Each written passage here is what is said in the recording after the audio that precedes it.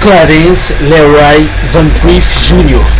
foi o nome de batismo de Lee, que nasceu em Somerville, Nova Jersey, no dia 9 de janeiro de 1925.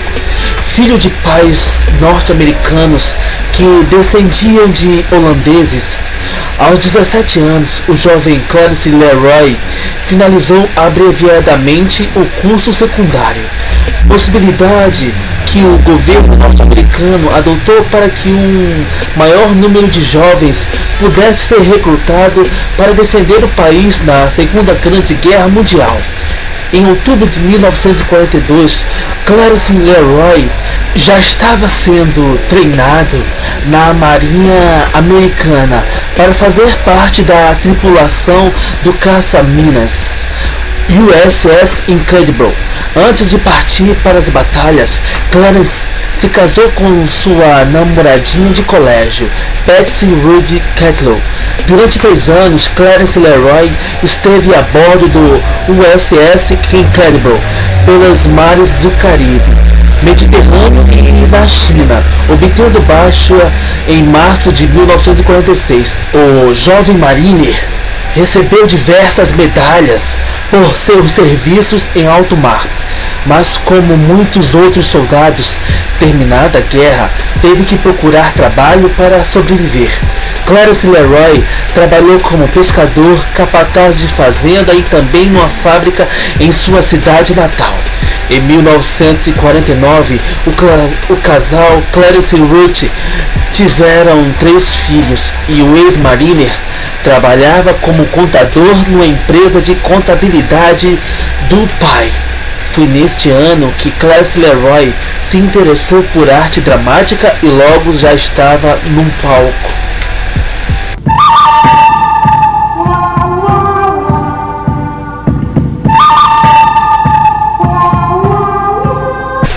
Clarence Leroy adotou o nome artístico de Lee Van Cleef e participou de 2 peças quando decidiu ir para Nova York procurar trabalho como ator na Broadway. Desde 1948, a peça Mr. Roberts era o grande sucesso teatral da Broadway, com um numeroso elenco composto por 29 atores e uma atriz. Henry Fonda era Mr. Robert, no elenco que tinha Robert Cage, David Wayne, Ralph Macchio, Murray Hamilton e Justin Lee Brando. 2 coadjuvantes se afastaram da companhia e Lee Van Cleef e um certo Eli Wallach ficaram com os papéis, pequenos e certo, mas experiência única de poder ver Fonda atuar todas as noites. Numa das encenações de Mr. Robert, Lee Van Cleef foi notado por um caçador de talento que o convidou para atuar no cinema, em Hollywood, mas exatamente num faroeste estrelado por Gary Cooper.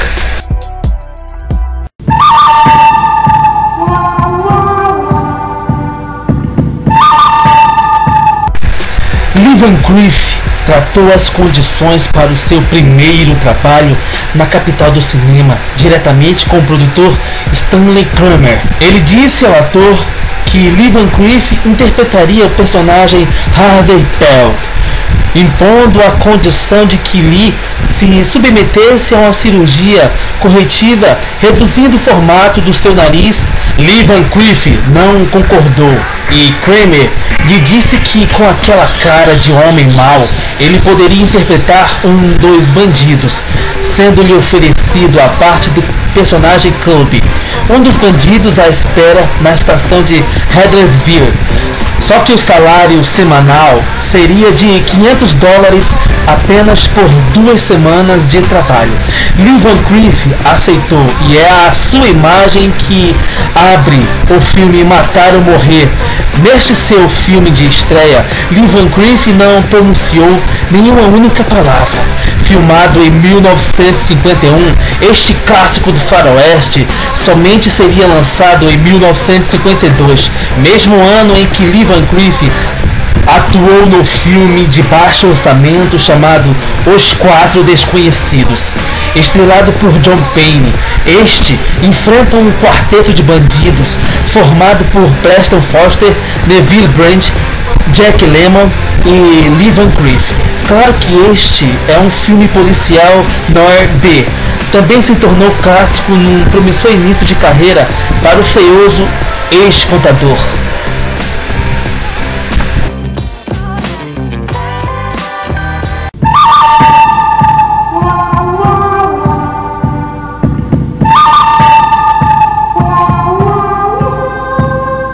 Nos anos seguintes, Lee Van Cleef não teve a mesma sorte, pois apesar de atuar bastante no cinema e também na televisão, o ator não recebia propostas para melhor trabalho, sabe?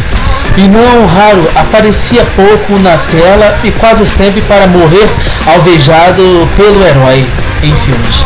Em 1955, Lee Van Cleef atuou em outro filme policial que se tornaria cult. Se chama O Império do Crime. Mesmo quando era chamado para produções de melhor orçamento como o filme Sem Lei e Sem Alma, a participação de Lee Van Cleef era reduzida a alguns segundos na tela. Lee Van Cleef só não passava despercebido porque seu rosto era marcante demais. Em 1958, em um western bastante admirado, que foi o filme Estigma da Crueldade, acostumado a ser baleado, cair e morrer nos filmes em Estigma da Crueldade, Lee Van Cleef implora para não ser morto por Gregory Peck, numa sequência de intensa dramaticidade entre os dois atores. Um dos grandes momentos do filme. Em 1958, Lee Van Cleef havia terminado seu trabalho no filme O Homem que Luta Só e dirigia seu carro de retorno para casa com a sua esposa e os filhos quando ocorreu uma quase tragédia. O carro de Lee Van Cleef colidiu frontalmente com outro veículo e o ator fraturou o braço esquerdo em 2 lugares e teve praticamente destruído o joelho esquerdo. Após delicadas cirurgias, os médicos diagnosticaram que Lee Van Cleef só poderia caminhar com auxílio de uma bengala e que nunca mais poderia andar de cavalo.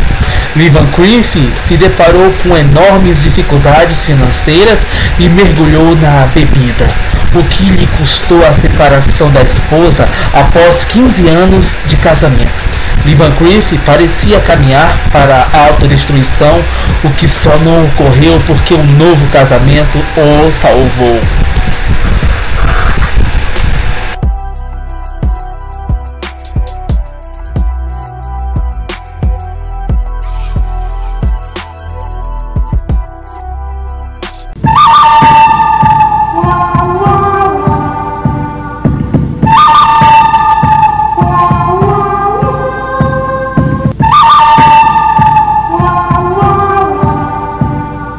Contrariando os médicos, em menos de 6 meses, Lee Van Cleef voltou a andar quase que normalmente e as sequelas maiores que ficaram do acidente foram a perda da ponta do dedo e o vício em álcool. Nesta época, Lee Van Cleef só conseguia trabalho em séries de TV até que conheceu uma moça chamada Joan Miller e logo eles se casaram. Nesta época difícil, Lee Van Cleef chegou a trabalhar como pintor, mas ao contrário do que dizem algumas fontes, ele não era nenhum Rembrandt e não pintava quadros. Lee Van Cleef pintou mesmo foram paredes de casas, enquanto a esposa trabalhava como secretária na IBM. Nesta fase de vacas magras, poucos filmes e muitas aparições em séries de TV, Lee Van Cleef foi chamado para ser um dos capangas no filme O Homem que Matou Fascina. de 1962. Antes havia feito um pequeno papel no filme Quadrilha do Inferno, estrelado por Audie Murphy. O terceiro filme de Lee Van Cleef em 6 anos foi A Conquista do Oeste, e em meio a tantos outros nesta superprodução, Lee Van Cleef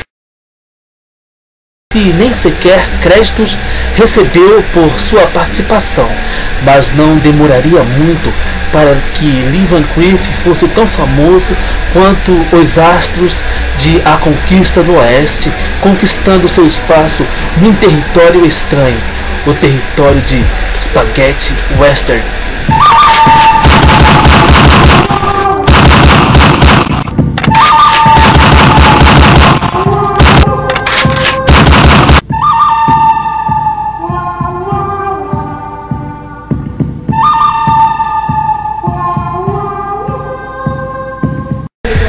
Meio tortuosamente, Sergio Leone havia acertado na escolha de Clint Eastwood para estrear seu primeiro faroeste, chamado Por um Punhado de Dólares. Grande sucesso de bilheteria. Para seu próximo filme, Sergio Leone criou um personagem que era caçador de recompensa, diferente de tudo quanto o cinema havia mostrado até então. O personagem chamava-se Coronel Mortimer. O primeiro nome que veio à mente do diretor foi o de Henry Fonda, a quem Sergio Leone não conseguiu convencer para trabalhar com ele. Sergio Leone entrou em contato com o agente do ator Lee Marvin, mas foi informado que Lee assinara contrato para atuar no filme Dívida de Sangue. A terceira opção foi o ator Charles Bronson, que não se interessou em trabalhar com Leone, a quem não conhecia, certamente porque Por um Punhado de Dólares ainda não havia sido exibido nos Estados Unidos. A nova tentativa de Leone foi com Lee Van Cleef, ao qual Sergio Leone havia assistido vários filmes com ele. Foi oferecido a Van Cleef um salário de $17 mil. Já para Marvin Lee e para Charles Bronson, a oferta havia sido de $50 mil. Pouco dinheiro, mas que ajudaria a resolver os problemas financeiros de Lee Van Cleef. O filme em questão foi por uns dólares a mais. O público ficou impressionado com o personagem Mortimer, que dividiu as atenções dos telespectadores com o astro Clint Eastwood. Com o sucesso obtido por Lee Van Cleef, recebeu 2 novas ofertas de trabalho dos produtores italianos.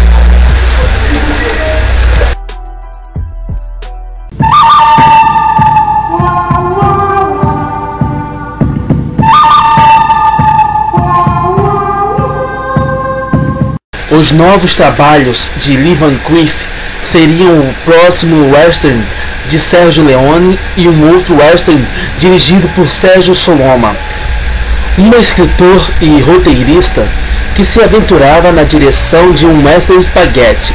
Solima queria Lee Van Cleef como ator principal do seu filme intitulado O Dia da Desforra.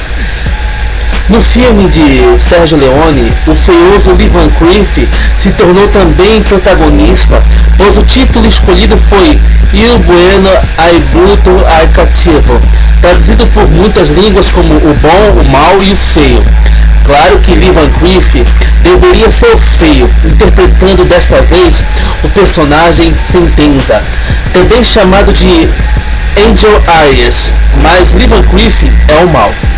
Ficando feio para Eli Wallach, lançado no Brasil como 3 Homens em Conflito, esse terceiro spaghetti western de Lee Van Cleef se transformou num estrondoso sucesso no mundo inteiro, e o público dividiu na preferência entre os 3 Homens em Conflito, Lee Van Cleef, Eli Wallach e Clint Eastwood.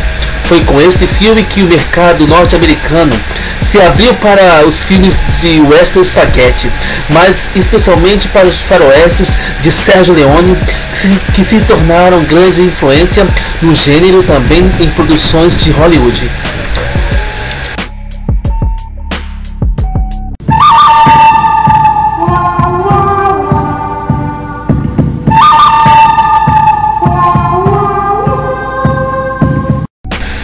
Após virar um dos nomes mais bem-sucedidos de filmes de faroestes, Lee Van Cleef passou a atuar quase que exclusivamente em coproduções europeias, garantia absoluta de bilheteria.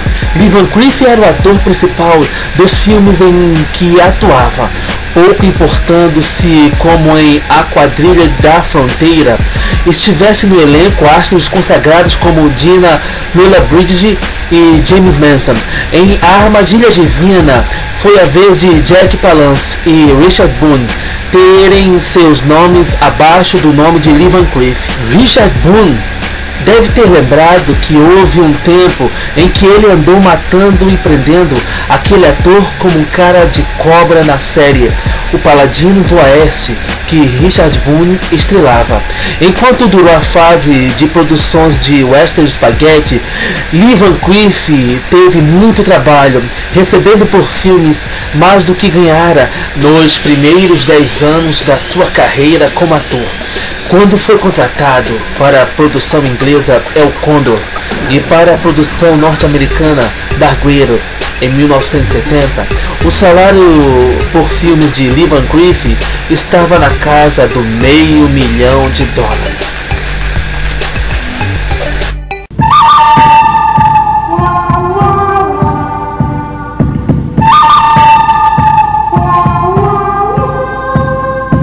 Em meados dos anos 70, o gênero que teve em Sergio Leone o seu principal e mais talentoso criador havia cansado o público e entrava em franco declínio. O mesmo ocorrera nos Estados Unidos a partir dos anos de 1960. Lee Van Cleef chegava aos 50 anos de idade, agora um homem rico, e seu casamento com a segunda esposa terminava em 1975. No ano seguinte, Lee Van Cleef se casou pela terceira vez com Barbara Revillon, pianista que trabalhou na trilha sonora do filme Dinheiro Sangrento. A imagem do ator nesses filmes é a de um homem com mais idade do que o meio século de vida que de fato ele tinha. Deve ter pesado nesse envelhecimento precoce os anos em que Lee Van Cleef se entregou ao álcool e que, ainda bem, não foram muitos e nem suficientes para acabar com a sua carreira como ator.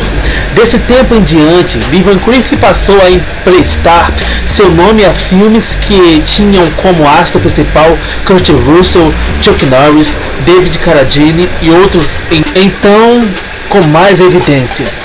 Fuga de Nova York, do diretor John Carpenter, filmado em 1981, é considerado um clássico do gênero aventura sci-fi.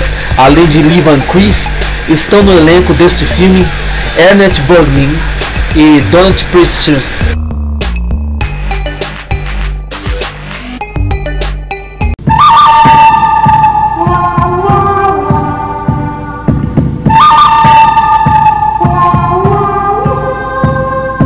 Para quem participou, muitas vezes obscuramente, de quase uma centena de séries de TV antes da fama, chegara a hora de Lee Van Cleef estrelar uma série de TV norte-americana. Isso aconteceu em 1984, quando ele assinou contrato para atuar na série The Master, em que interpretou o Mestre Ninja. A série não teve boa aceitação e foram produzidas apenas 13 episódios antes do seu cancelamento. Lee Van Cleef residia em Oxford, na costa sul da Califórnia, de onde nos últimos anos de vida só saía quando procurado para atuar em algum filme, o que foi se tornando cada vez mais raro.